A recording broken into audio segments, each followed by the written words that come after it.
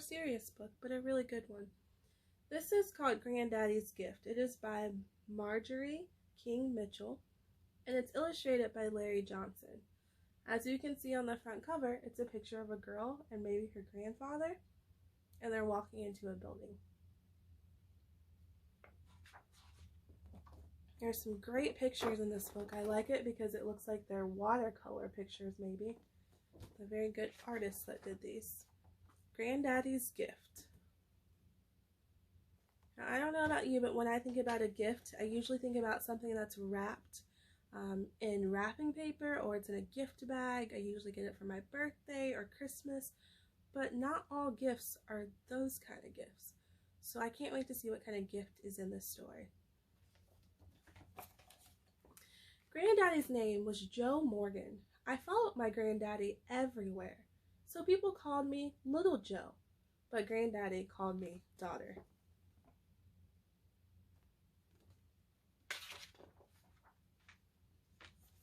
I grew up on a farm in Mississippi with Grandmama and Granddaddy. Most people at that time didn't have much.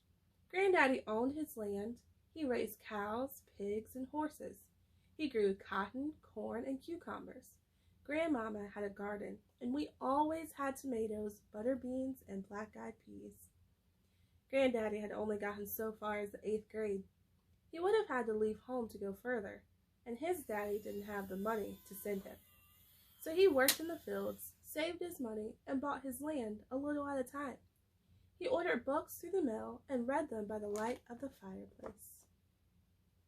Sounds like a very different life than the one that we have here today. One particular morning, when I was 8 years old, I slowed around until the big yellow school bus left without me. I didn't want to go to school anymore.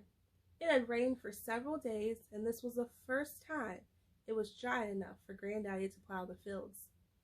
Well, he must have had x-ray eyes, because as soon as the bus pulled away, he stopped the tractor and came into the house. "Daughter, get your books together," he said.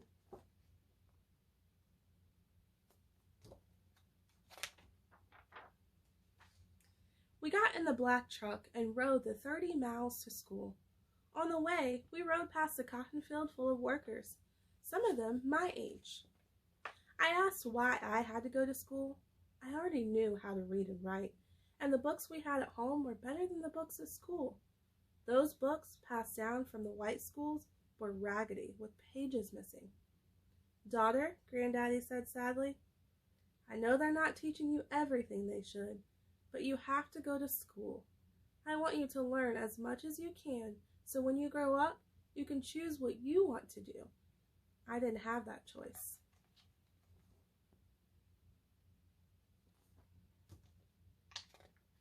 Pay close attention to the pictures. I love the brush, the stroke of the brush in the pictures. They're really cool. That night, after supper, Granddaddy said he was taking us to a meeting. We all got in the truck, me and my brother and sisters. Granddaddy turned off onto a dirt road, and he drove for a long time.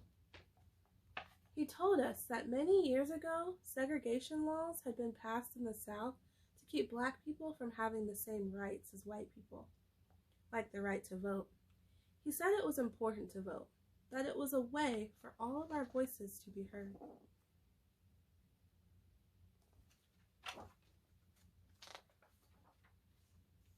When we finally arrived at a church, the parking lot was full of cars, lined up on both sides of the road.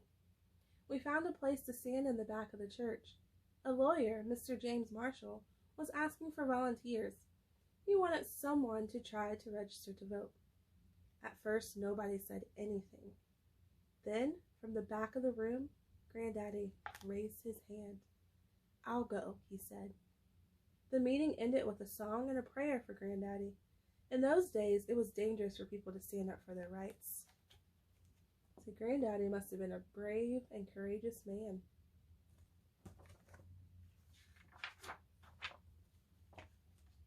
The next day, Granddaddy rode into town and parked his truck in front of the courthouse.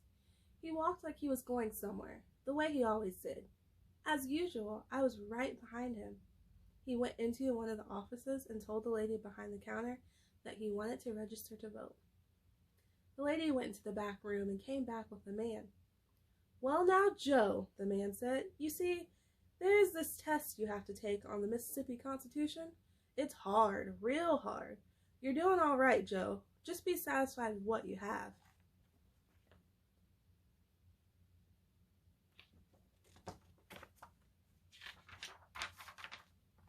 Granddaddy left that office. I turned and walked after him, my head hanging down. I didn't want to look at Granddaddy's face because I knew he felt bad too.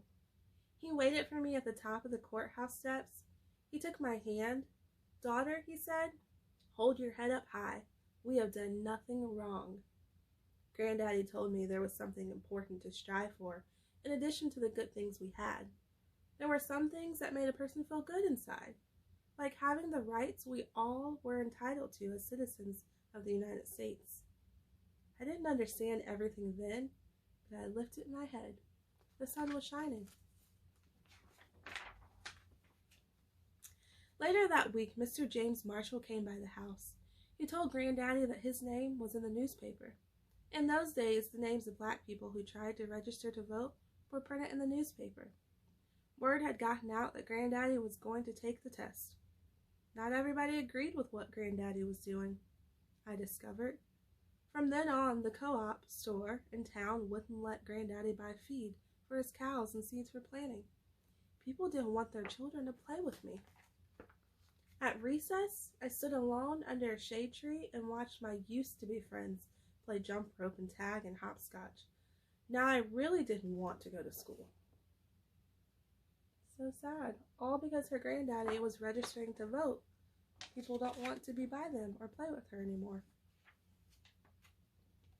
We started going by Mr. Marshall's house whenever we went to town. Mr. Marshall would go over the Constitution with Granddaddy and ask him questions. I was supposed to be doing my homework, but I was listening too. I answered the questions right along with Granddaddy. On the day that Granddaddy went to the courthouse with Mr. Marshall to take the test, a big crowd gathered outside. People started shouting and calling Granddaddy bad names. Granddaddy had on his Sunday suit. Somebody pulled the coat and tore it. How sad.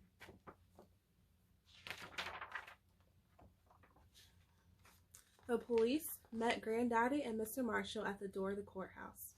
They asked Granddaddy why he was trying to cause trouble. He told them he was just trying to register to vote. In the back room of the courthouse, he answered all 22 questions. Granddaddy passed the test. But he and Mr. Marshall had to leave through the back door of the courthouse. I wonder why they had to leave through the back door of the courthouse. I wonder if it wasn't safe. Oh no. The news spread quickly that Granddaddy was now a registered voter. That night, we all got in the truck and headed to the church. There was going to be a big celebration. As we drove up, we could see bright orange flames shooting against the dark sky.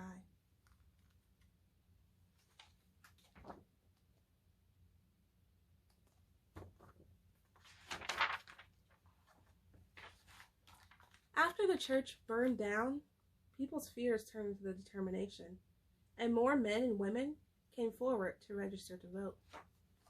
That's interesting. After the church burned down on this page, the people they were scared, but they were even more determined to fight for what they believed in and their right to vote.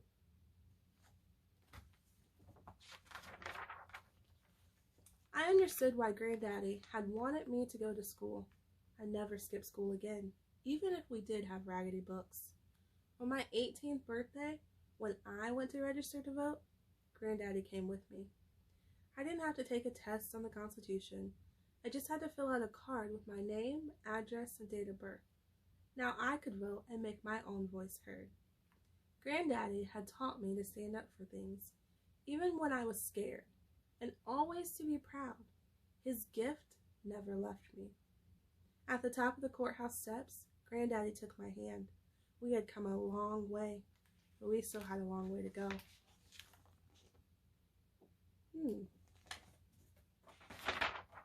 And that is the end. So what was Granddaddy's gift to his daughter, his granddaughter in the story? It wasn't really something wrapped in a pretty box or a bag. It was the gift of knowing how to stand up for yourself and do what's right, and showing her by being a model of how to sign up to register to vote even though people were against him. So sometimes gifts come in all shapes and sizes, and they're not always wrapped in a pretty little bow. Sometimes education, being able to go to school, is a gift that other kids don't have. So this is a really good book again. It's called Granddaddy's Gift by Marjorie King Mitchell, and it's illustrated by Larry Johnson. So I hope you guys enjoyed this one. All right, I'll see you later, friends. Bye.